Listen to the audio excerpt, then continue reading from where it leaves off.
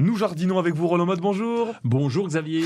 Quand l'hiver arrive, on mange des agrumes, parce qu'il n'y a que ça, dans les rayons fruits et légumes, il n'y a que des agrumes, mon cher Roland. Oui. Donc on va en parler un petit peu. D'ailleurs, moi j'avais qu'une orange à Noël quand j'étais petit, et donc Ouais, c'était quand même très très dur. Mais vous me tendez la perche, je vous la propose.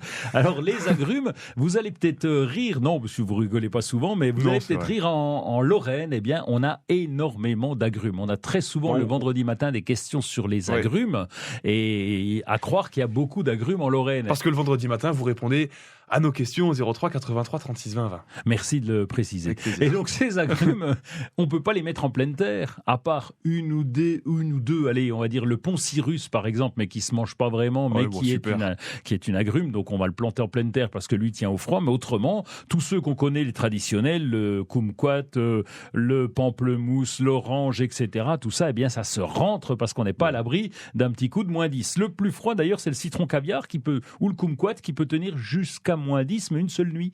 Et donc, c'est pour ça que, en général, ils sont en pot et nous allons les rentrer à l'intérieur, mais pas n'importe où.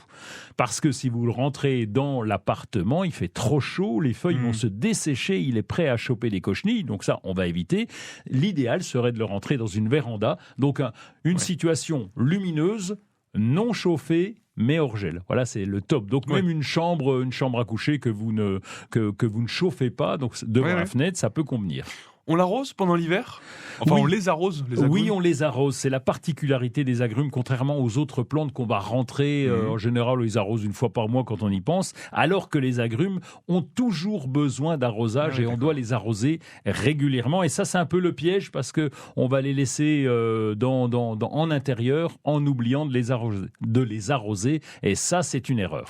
Vous nous avez donné une technique pour savoir s'il fallait arroser. On met le doigt dans le terreau. Ça marche aussi pour les agrumes ? Ça marche exactement pareil. Ça marche pour tout et ça marche aussi avec mon engin là j'en ai acheté un à 5 € et donc c'est une tige qu'on pique dans le sol et avec un petit cadran en haut et le cadran vous dit là attention faut que t'arroses, attention faut que t'arroses pas. Ah génial. Alors Roland, moi je suis un peu tête en l'air, on va dire ça comme ça.